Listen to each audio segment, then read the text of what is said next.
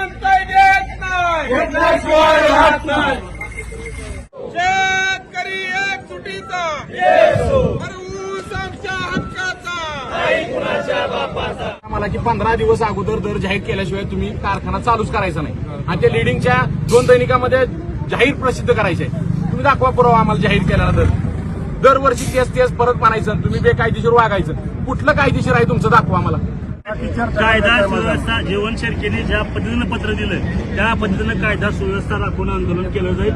त्या बाबतीत आम्ही तुम्हाला शब्द देतो कुठलाही गोंधळ होणार नाही. जोपर्यंत त्यांची हायर अथॉरिटी येत नाही तोपर्यंत नसेल तर आम्हाला आपल्या कारखान्यात नाही जमला विषय तर कलेक्टर डिस्प्यूट रिड्रेसल मेकॅनिझम आहे ते कलेक्टरचं आम्हाला सांगू.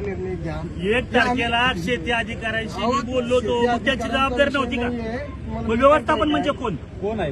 आमचे जे डायरेक्टर बॉडी वगैरे व्यवस्थापन आहे कोण आहे बोलवायचं डायरेक्ट.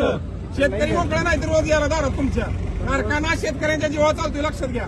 तुम्ही सांगू नका मीटिंग होईल मग कोणतरी डायरेक्टर बॉडी येईल आणि पवार साहेब ऐका, हा तुमचं आमचं काय बांधावरचं भांडण ना तत्वांचं भांडण. बरोबर तुम्हाला तेच आम्ही तेच सांगतो. एवढ्या जर सगळ्या आपला शेतकऱ्यांच्यावर एवढा जनरेचरवर विश्वास आहे एवढं सगळं तुम्ही तसं सांगू नका.